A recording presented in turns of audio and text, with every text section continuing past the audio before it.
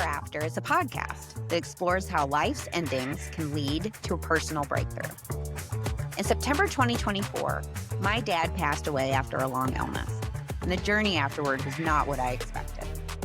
My experience got me wondering how other people thought about the endings in their lives, and so I decided, let's talk about it. My name is Heather McGee, and this is the Happily Never After, because sometimes the end is just the beginning.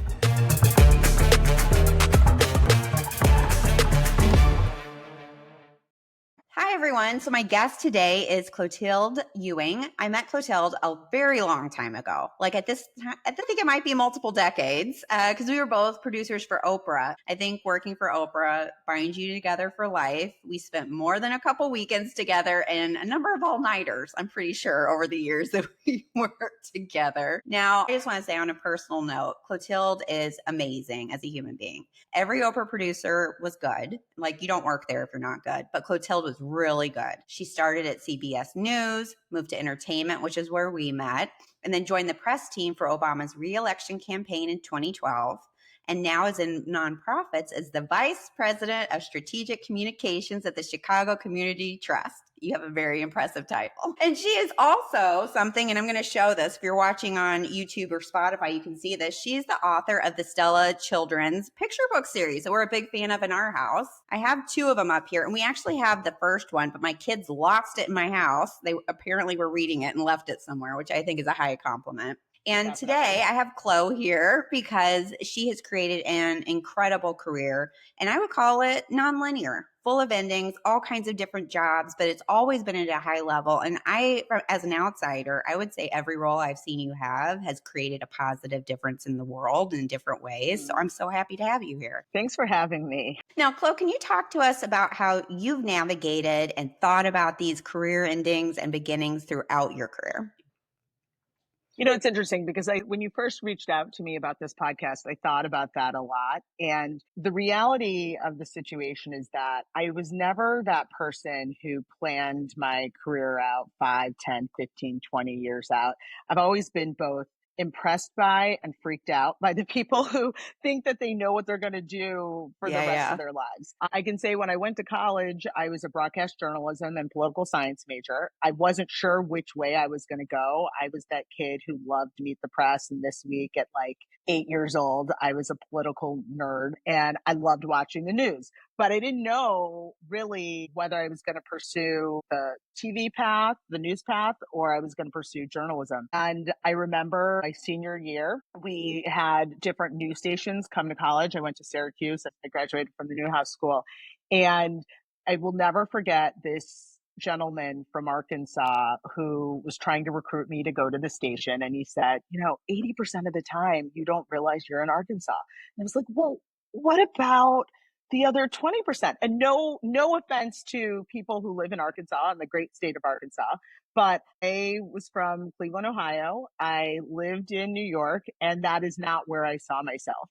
But I was able to pursue a news career for a few years out of school. I worked internationally and then came back to the States and worked at Oprah. And, I would say with each opportunity that I've had, in retrospect, it's because I was open to doing something different. Yeah. I think, again, it's because I didn't have that 5, 10, 15, 20-year path and didn't have that all mapped out, that when opportunities presented themselves or when endings were clearly in the future, and I opened up my mind to what was possible.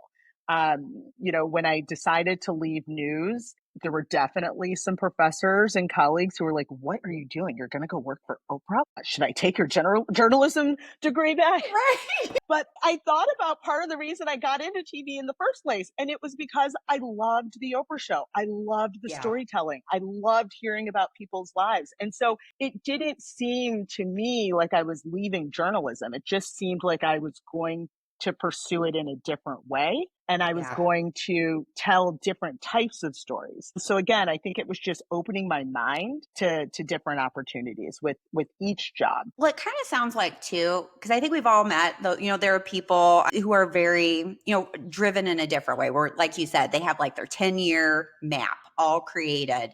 And I kind of, and I know this is a yes no question, but I would love to hear more from you about this. Do you feel like you got more out of your life and your career by going the other way in terms of being open to changes and turning left and turning right? Because it sure seems that way to me. I think so. I think so. And listen, different things work for different people. And so I think that for people who have had it mapped and have followed that mapping, they're probably very happy with their path. I think for people who have had a map and have decided to pivot, they're probably thankful that they pivoted. For me, I don't know if it was just the lack of planning or it's just not in my constitution to think out that far in advance, but I feel very grateful that I have been open. Now, I will say this too, that there have been a couple of jobs that I've had that came to natural endings, and it allowed me to ask myself, all right, do I want to continue down a similar path, or do I want to do something different? I'm sure you saw on your feed, because we follow a number of the same people, that earlier this week, it was the 14th anniversary of the show ending. I was like, oh my God, that was 14 years ago. Now, Yeah. if the show was still on, well, that I'd still be there. I don't know for sure that I would have left and pursued something different.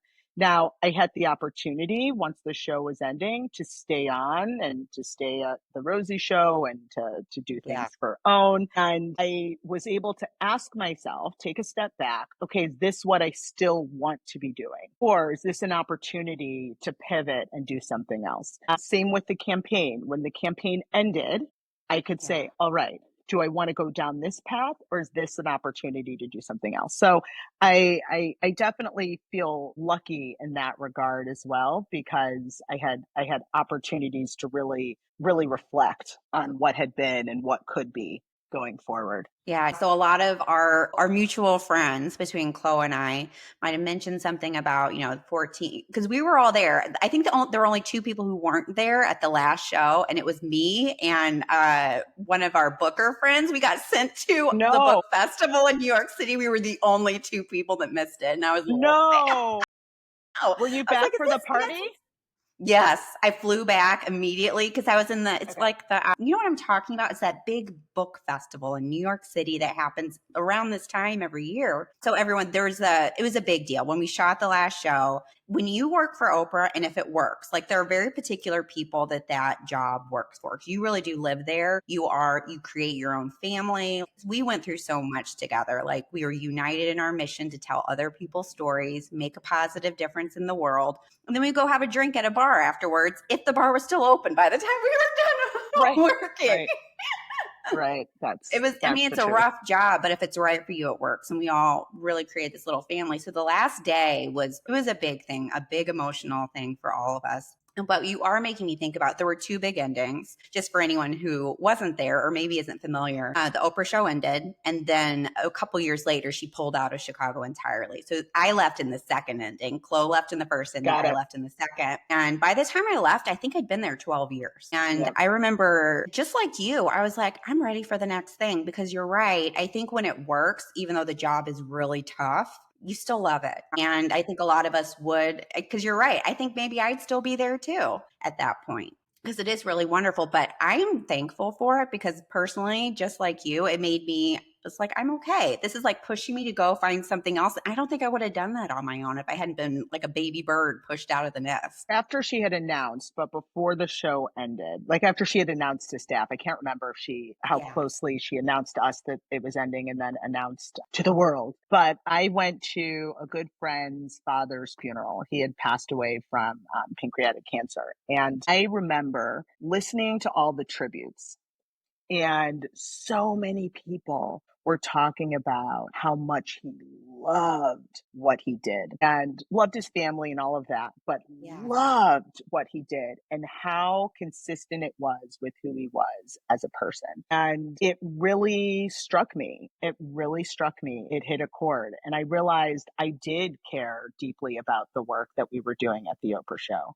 I wasn't sure about that next iteration. And so for me, I reflected a lot on that funeral and reflected on where I was in my life and whether there was something I could be doing differently. And it was around the time that there was a lot of rhetoric around then President Obama and Right. name Yeah. Yeah. calling and all of that. And Yep.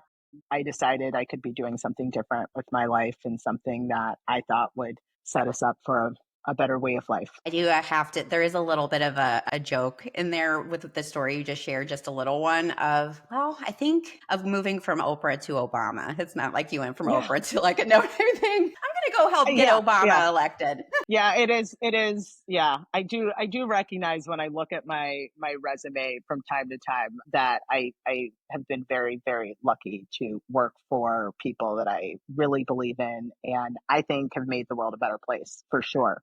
But I don't need to work for people who've got like worldwide name recognition. I'm open. Yes. Well, and that kind of makes me come to my next point of, you've done such different things. Like you see the connection of storytelling in there, but I've also noticed the roles that you've taken on do prioritize that. There is a mission base to it in terms of making positive change.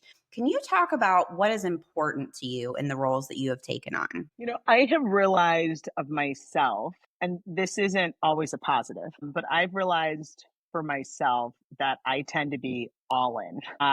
And if I'm going to be all in, then I need to care deeply about the work and I need to feel like I'm making a difference. Now that I'm in my midlife, I'm trying to get better about balance. I do acupuncture a few times a week. I definitely try to prioritize self-care in a way that I haven't Mm-hmm. always. But if I'm going to dedicate however many hours a week to a job, I need to care about it.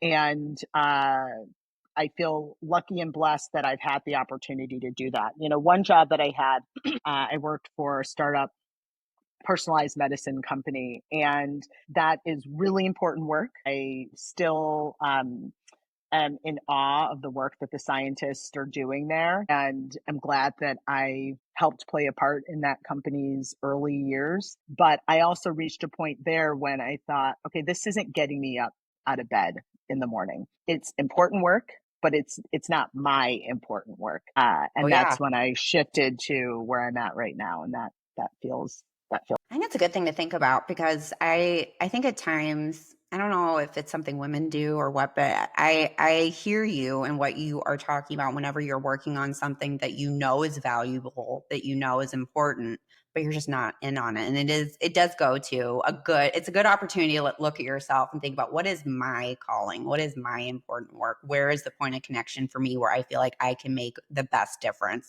And sometimes it's just, right. this is a great organization and I will donate to you, but I don't think it's my thing to get all in the middle of. And then there are other things where you want to get deeply involved. And that's a Right. good thing to And think no about. judgment. There is the need for everyone in different places, but just because Yeah. something is somebody else's calling, no shade if it's not yours. You just need to find your thing. Well, I think you'll laugh about this. So this morning I spoke with Monica Gamble for this podcast, and she's an ultra runner. Like, she does 155-mile races through the desert. Wow. Yeah. Yeah. I'm So happy when like I that's finish 4. well, that's kind of an example of that is, when I started the conversation with her, I was like, this is amazing. I am in awe of you. And that's a good example of, this is your amazing work. It's not my amazing work. But then by the end, she had kind of talked me into signing up for an ultra. And I was Wow. like, oh no, Monica, this is how it happened. Are you going to do it through a desert? No, I think I'm going to start with, and you're going to laugh, I think I might start with a 50 mile. I mean, so let me tell you, I I was ran like, one. I'm pulling you back from the cliff. Yeah. I'm like, that is, I cannot even like wrap my head around it. I ran one marathon, and this was back in my early 20s. Yeah. And I was living in London at the time. The marathon was in Dublin. And I had trained, but I didn't Yeah. train as well as I could have. And I think that's part of like in your 20s, your body gives you grace and you can largely get through it. But I'll never forget, I was probably at like mile 19, 20, and this guy that I had never met before was limping and I needed a reason to stop. And so I was like, "Oh, are you okay? are you okay? And he's like, oh, I'm fine. I'm just gonna get to the tent. I was like, oh, you shouldn't be by yourself.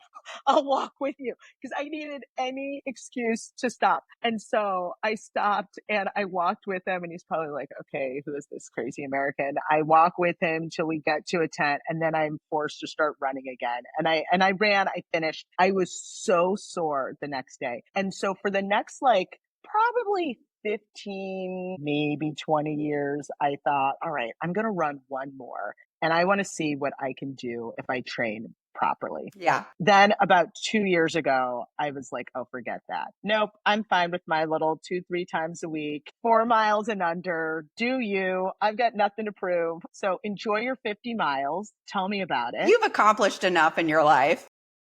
Well, not doing that second marathon, and I've made peace with it. I would like to touch my toes before I run another marathon. That is a goal. Yeah, well, I think it's a good idea. And I know we're getting off track here. We'll go back to the path here in a second, but this is, I think you'll laugh about this. My mom signed up for a marathon that is happening in 2 weeks, and she's been training. It's a walking Good for marathon, and her. she asked me Good to for do her. it with her. And I said, yes, I will walk that with you. And then she called me a few weeks ago. She was like, Heather, training is not going real great. And I know you're probably going to be really disappointed, but I think I need to downgrade to the half marathon. I was like, Mom, it's okay. This is a big sacrifice for me, but I mean, you're like, thank you. I was. Yeah. And our family is all laughing. Anyway, it just made me laugh. She was like, I know you're going to be so disappointed to just do the half. And I was like, I think I'll survive some.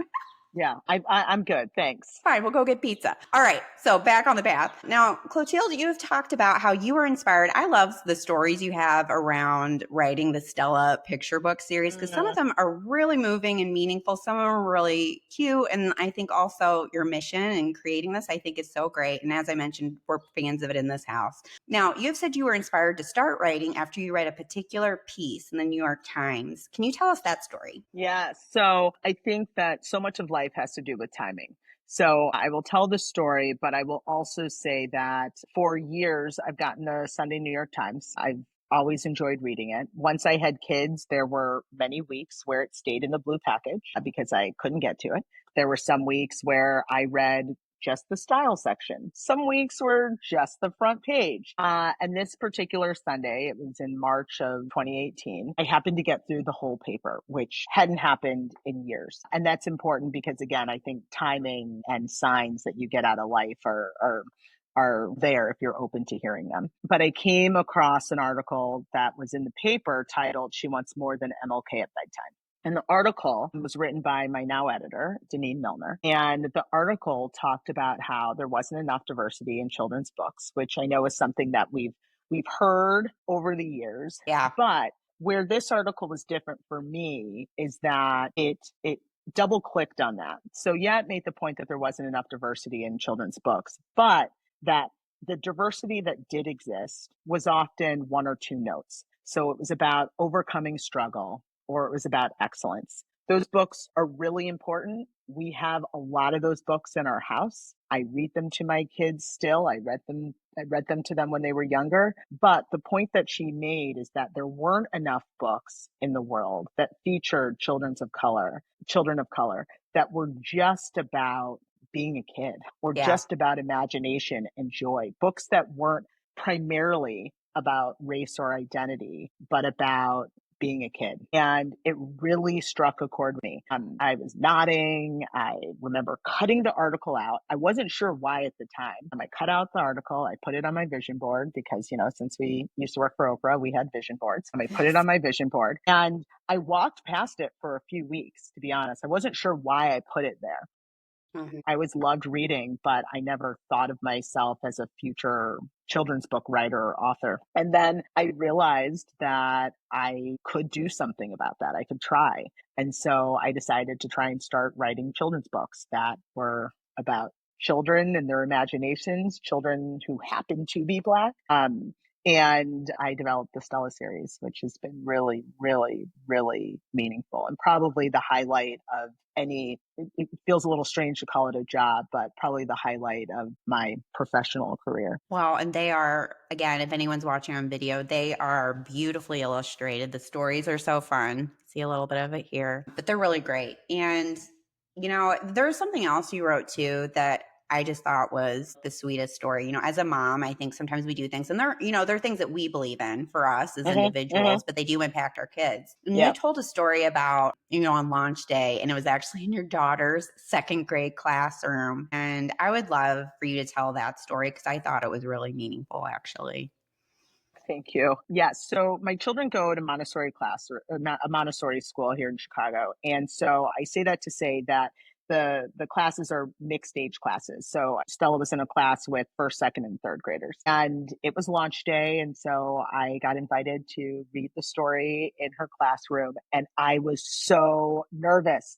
I mean, number one, it was like my first reading in front of kids. And number two, it was one of my kids. And as you know, children are brutally honest. They will Yeah. tell you what they think for better or worse, no filter. And I had asked Stella beforehand if she was okay with it. And she said, sure. It was very nonchalant. She was open to it. And so I came in and her teacher, Marcella, had Stella do the introduction. And so Stella stood up and she was holding the book and she said, "This is Clothilde Ewing. And she is an author of Stella Keeps the Sun Up and a mother to me." And it was the best introduction I've ever had. It was very sweet. And I don't think she realized this at the time, but it was being a mother to her and to her brother Jackson that led me to write these books in the first place. Yeah. And, maybe one day they'll fully appreciate that. But that was the impetus to me writing and being there that day. As a mom, what are some of the things, they're seeing you do all these really great things. As a mom, what do you feel like you are hoping to pass down to them? I think number one, I hope that they're good people. I want them to be good people who realize that the world is bigger than them. I hope that they find something professionally that they find joy in. Their dad is a lawyer, and I write children's books. And as they said, I've had a lot of jobs. I work at a nonprofit now, and I've been lucky that I've found jobs that have brought me joy.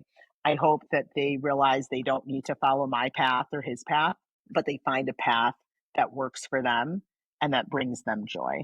It really isn't any more prescriptive than that. Don't be an asshole and find something that brings you joy. We got to write. I think that will be a quote card for the future episode. That will be perfect. Something that Chloe and I were talking about before we started recording, but I'm still thinking about it. And I have not come to resolution on it yet. Like I'm still like working it out in my brain. Chloe and I were talking about how I'm actually going through the book publishing process myself. And for Chloe and I, having spent so much of our career telling other people's stories and then moving into being an author, the spotlight's on you. You're actually putting yourself out there. And I think that's scary. And there's a vulnerability there. Can you talk about that mind switch and what that taught you about yourself? Yeah, I'll be honest. I really thought I could compartmentalize more than it made sense. I remember a neighbor, there was a cover reveal for the first Stella Keeps the Sun Up book. And I knew that the cover reveal was happening. And I think I just thought like people would find it and bookstore owners would find it and librarians would find it and it would end up in the stores, right? Mm-hmm. And then my neighbor texts me and she goes, "Oh my God, did you write a children's book?" And I thought at the time of like, oh my God, I've been outed because I thought I could just live in this lane and these people wouldn't know. And it was an uncomfortable moment, but one that I forced myself to I'm not going to say get over, but I forced myself to get through. I very intentionally, like I said before, I was a broadcast journalism and a political science major. And when I went to college, I thought I was going to be a TV news reporter.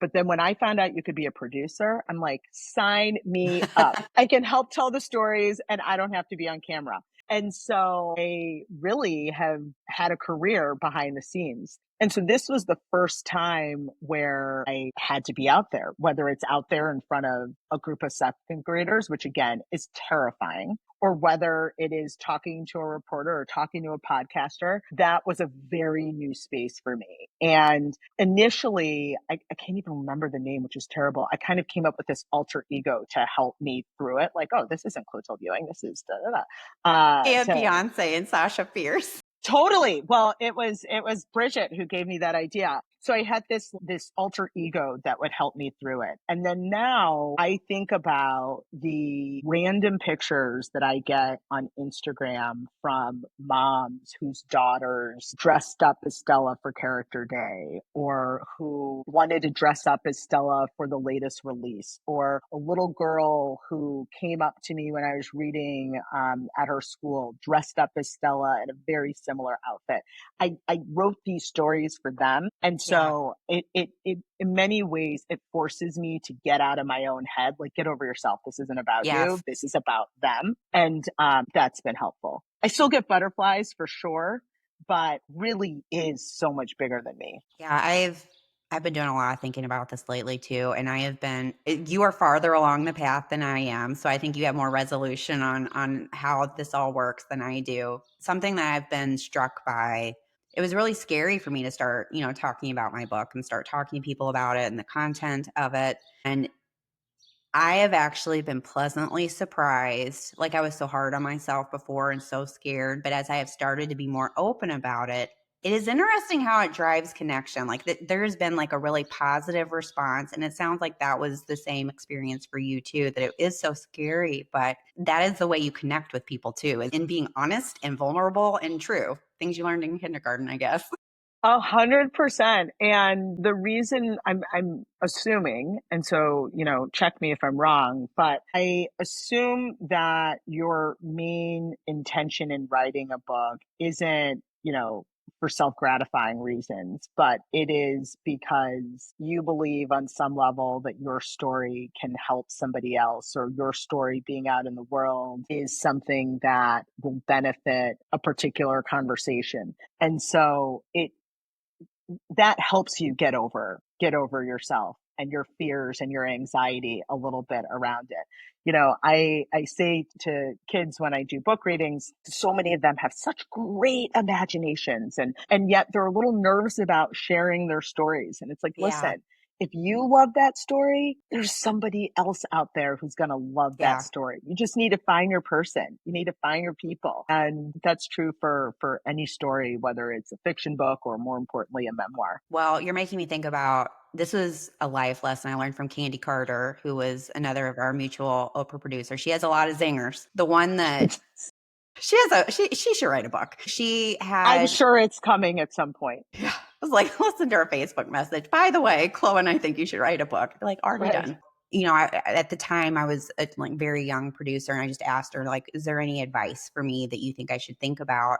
And she said, integrity is telling the truth and being that one person in the room when we're talking about ideas for shows. If you think it's great, I respect you for speaking up and saying that you think it's great, even if everybody else thinks it's terrible. Because guess what? If you like it, other people are going to like it. If it resonates with you, it's going to resonate with other people. And that's integrity. That means I can trust you and you're being your real self and sharing what you really think. I was like, Yeah. that is huge. And you just came out with that. Like, I asked her in 5 seconds. She And just it's came so out with it. true. It's so true. And I'd say alternatively, it means speaking up if you think that a friend or a producer or a show is going down the wrong path. It Yeah. doesn't mean that you're necessarily right, but it means that you're speaking your truth, and you're speaking your truth in pursuit of what you think would be a better outcome. It's not always easy, but it's important. Now, for you too, part of moving from behind the scenes into a front facing creative project, what is creative? What does it mean to be creative to you? Mm. For me, it's tapping into my own imagination and working that muscle, which hadn't been worked in a long time. So it means tapping into that muscle means it means seeing where it goes. It means being open to different stories. I keep notebooks. I've got one right here. I keep notebooks in different purses by my bed, in the kitchen, just in case I see something or think of something that sparks an idea. And I think it is, for me anyway, accepting that no idea is stupid, and that there is a potential path in just about anything. Like one day, and I include this the school presentations I do. One day I was driving my kids to school and we looked up and there were probably what seemed like 200 pigeons on top of a building. Oh my God. And I mean, there's probably more like 40, but it seemed like a ton. I didn't expect that to be the end of the sentence.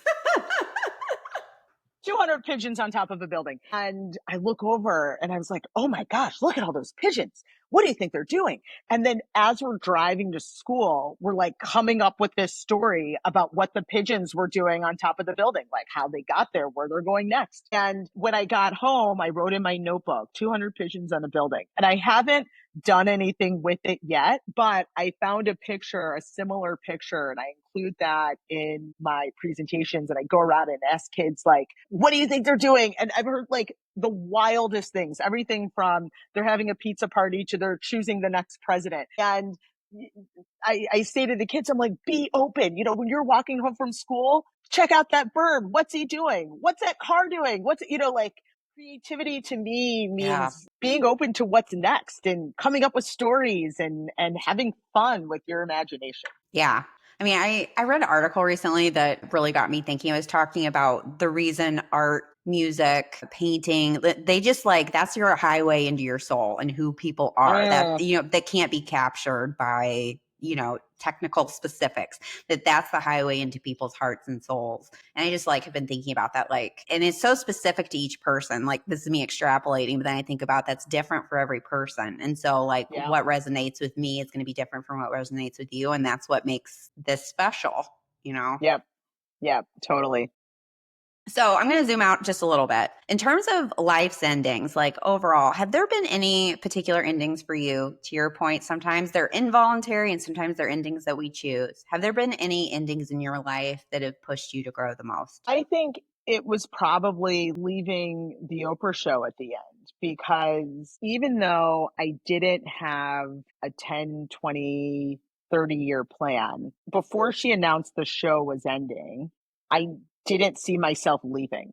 It was never anything that I saw myself ending. I was going to be there. I loved my job. I loved my friends. I loved working at a place where so many women were in charge and unapologetically so. And that was hard. It ended up positively for sure, but it forced me to think about what was next. I would say that all of my other endings or transitions were easier because of that one, because everything was okay after leaving and finding my next job. I knew that that would be the case the next time and the next time. You know, my kids joke around like I've had so many jobs. And I don't think I've had that many, but I guess I've had enough that, I've ended up on my feet afterwards. Yeah. Well, yeah, you're right. There were very few men that worked at the Oprah show. It was very women unapologetically crafting the story, crafting the business. I remember my first job after leaving Oprah was male dominated, and I had to figure it out a little bit because the vibe was very different. Yeah, yeah, yeah. And I would say my next job after leaving was probably more even, or maybe it was a bit more male dominated. And that was a transition. That was a transition. I don't know that we'll ever work in a place that was like the Oprah show, Yeah. both in terms of the demographic makeup, in terms of where we are as a country and the openness to hearing other people's stories. I think it was a really special time and opportunity. Yeah. Now, as we're closing out, I'm going to ask you a question that I know you recognize from back in our Oprah days, but I want to know what you think. What do you know for sure? What I know for sure is that change is hard, but often necessary. And that when I go through it and get to the other side, I'm better for That was so clear, just like a really good producer would craft. it. A really good producer and writer. Nice. Yeah, no, it's true. Nice. Something that's been kind of Nice, funny in yeah. these conversations I've been having for this podcast, because some people are sharing some really challenging stories. Like they Yeah. could have lost their life to some of the things that were going on for them. And it was really interesting, for most of them, they have come to resolution. This is from like 10, 15, 20 years ago. So they have really come far from that point. Something that struck me, we're all laughing and smiling. And like, I think about that time when you're in it, you just think the world's over. And it is, I think that gives a little bit of hope that eventually you really do get through it, even though the moment of it is so hard. I think that's absolutely right. I don't in any way want to diminish how hard it can be when you're going through it.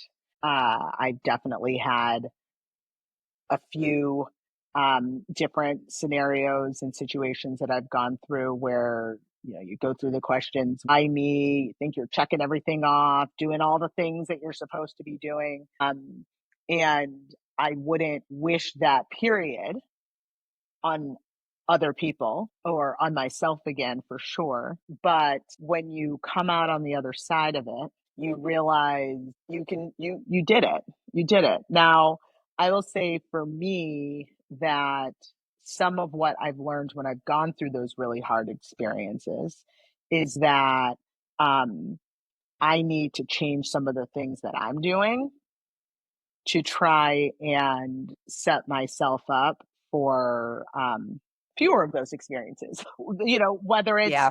self-care, whether it's better boundaries, whether it is being unapologetic about what my needs are, whether they're frivolous to somebody else or not. I've recognized that I've got to do some work too, and have tried to do that. I do meditation a couple times a week. Like I said, I do the acupuncture. Yes. I work out. I do all of that Hmm. stuff. And if any one of those things falls off, it is because of a decision I've made, Yeah. and I will pay the price for it. I will pay the price for it. So, you gotta find what works for you and then be unapologetic about protecting that for yourself. Yeah. I think life somehow gets a little bit easier when you own things, when you own it. This is my truth. This is reality. This is really what I think. And some of the things that I have been the most scared of once I start being open about it and telling the truth and owning it, somehow everything got lighter, which doesn't seem to make any sense, Yeah, but I think it's a fact of the universe. I think that's right. I think that's right. And I don't know where that self-inflicted pressure comes from. I don't know if that's Yeah. the universe also, but yeah, you're right. I have felt that freeing feeling also when releasing things or just naming them or making a promise to myself. It's like, oh, I remember the first time I went to therapy. When I try to talk to other people about the merits of therapy and how they should consider it, I talk about how the best appointment of that whole series, which lasted many appointments, the best appointment was that first appointment where I just went in and I mean, afterwards, I don't remember, like, up until that point, ever feeling that light, ever feeling that light. I mean, just like getting it out and sharing. And yeah, so free It yourself. feels good. Yeah, It feels it's good. so good. It feels Yeah. good. It Somehow, feels like the thing good. you're most scared of, you finally do it and you're like, that wasn't so bad. And now I feel so much better. Totally. I was listening to who was it? I think the Mel Robbins podcast Oh, yeah. recently. I think the topic might have been about anxiety or something like that. Hmm. And she was talking about how one of the tools, and this could have been a guest, so please forgive me if it was the guest who said this or it was Mel who reiterated this, but that really one of the best things you can do is naming, if you're nervous about something, naming Yeah. the worst thing that could happen. Like, okay, Yes. I'm nervous to go read in front of these second graders. What's the worst thing that could happen in front of that group? And if that happens, will you still be breathing? Like, will Yeah. you be able to walk out of there? Will you whatever? Yeah. And I totally get that. I completely appreciate that. Like, what is the worst thing that could happen? You're talking about like getting into this point where you're going to start querying, and it's like, what's the worst thing that could happen?